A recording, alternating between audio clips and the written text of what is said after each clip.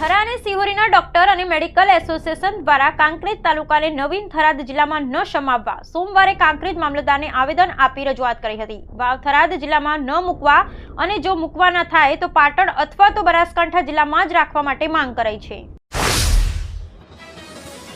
ભાભર તાલુકાના બલોદણ ગામ પાસેથી પસાર થતી કેનાલ ઉપરથી બાતમીના આધારે રવિવારે સાંજે એક કારમાંથી એસઓજી ટીમે 1396 ગ્રામ અફીણનો જથ્થો ઝડપ્યો હતો. આમ રૂપિયા 1.96 લાખના અફીણ સાથે કાર ચાલકની અટકાયત કરાઈ હતી.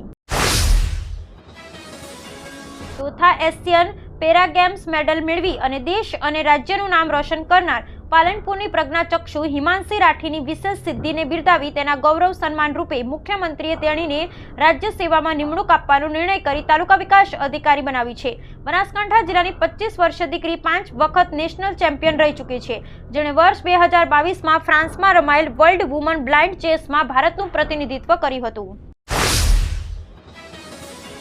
ખોરાક અને ઔષધ નિયમન તંત્ર પાલનપુરના ફૂડ સેફ્ટી ઓફિસરો દ્વારા જાહેર જનતાના આરોગ્યના હિતમાં food safety and standard act 2006 હેઠળ જિલ્લાની જુદી જુદી પેઢીઓમાંથી ખાદ્ય પદાર્થો જેવા કે ઘી, મીઠા માવાના નમૂનાઓ લઈ અને ચકાસણી અર્થે સરકારી લેબોરેટરીમાં મોકલાવેલા હતા. બનાસકાંઠા જિલ્લામાં વિવિધ સરકારી કચેરીઓમાં દામમાં બદલે કામ થતા હોય તેમ વર્ષે 2024માં એન્ટી કરપ્શન બ્યુરો દ્વારા લાંચ રૂશ્વતના 15 કેસો નોંધાયા હતા, જેમાં 28 આરોપીઓ સામે ગુનો દાખલ કરવામાં આવ્યો હતો અને આ લાંચિયા કર્મચારીઓ પાસેથી રૂપિયા 2,98,800ની લાંચની રકમ પણ જપ્ત કરાઈ હતી. જોકે લાંચ લેવામાં 3 મહિલા વર્ગ 1 અને 2ના અધિકારી વર્ગ 3ના કર્મચારી અને પ્રજાજનો પણ સામેલ હતા.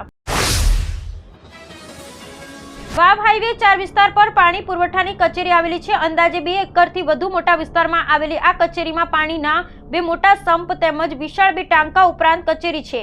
વધુમાં પાણી પુરવઠાને લગતી લાખો રૂપિયાની સાધન સામગ્રી પડેલી છે, છતાં આ કચેરીમાં નથી એલઈડી લાઇટ સુવિધા કે નથી પોલીસ પોઈન્ટ કે નથી ચોકીદારી, જેથી કરી ગત રોજ વાવની પાણી પુરવઠા કચેરીમાં પડેલો 33 મીટરનો કેબલ વાયર રૂપિયા 33,000ની કિંમતનો કોઈ અજાણ્યા ઈસમ ચોરી કરી જતા આ બાબતની જાણ કચેરીના કર્મચારીને થતા વાવ પોલીસ મથકે ફરિયાદ નોંધાવી છે. બનાસકાંઠા જિલ્લામાં થરાદ જિલ્લો જાહેર થતા પ્રથમ વખત શંકર ચૌધરી થરાદ આવતા લાખણી, જેતડા અને થરાદ ખાતે ભવ્ય સ્વાગત કરવામાં આવ્યું હતું.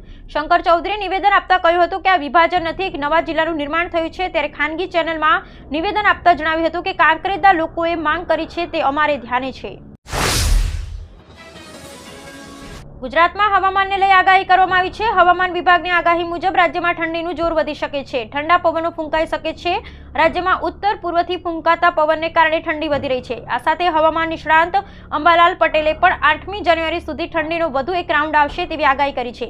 એટલું જ નહીં, મકર સંક્રાંતિ પર ગુજરાતમાં વાદળછાયા વાતાવરણ વચ્ચે માવઠું પડી શકે છે. હવામાન વિભાગે આપેલી માહિતી પ્રમાણે રાજ્યમાં તાપમાનની વાત કરીએ તો નલિયા રવિવારે 7.8 ડિગ્રી તાપમાન સાથે ગુજરાતનું સૌથી ઠંડુ શહેર રહ્યું છે. છત્તીસગઢના બીજાપુરમાં નક્સલીઓ મોટો હુમલો કરતા ડીઆરજીના 9 જવાન શહીદ થયા હતા. આ દર્દનાક ઘટના બાદ દેશભરમાં શોક વ્યાપ્યો છે.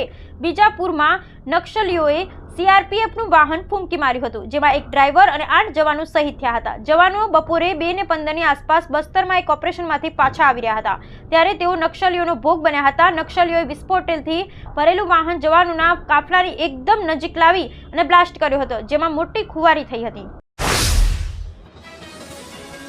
કેન્દ્રીય સ્વાસ્થ્ય મંત્રી જેપી નડ્ડાએ એચએમપીવી વાયરસ અંગે કહ્યું છે કે ગભરાવાની જરૂર નથી અને અમે તેના પર નજર રાખી રહ્યા છીએ. તેણે કહ્યું કે આ કોઈ નવો વાયરસ નથી અને તેની ઓળખ પહેલીવાર 2001માં થઈ હતી. તેમણે કહ્યું કે અમે તૈયાર છીએ અને તમામ જરૂરી પગલાં લેવામાં આવી રહ્યા છે. ચીનમાં જોવા મળતા આ વાયરસની ભારતમાં પણ ઓળખ કરવામાં આવી છે, જ્યાં કર્ણાટક, કોલકાતા અને ગુજરાતમાં તેનાથી સંક્રમિત દર્દીઓ મળી આવ્યા.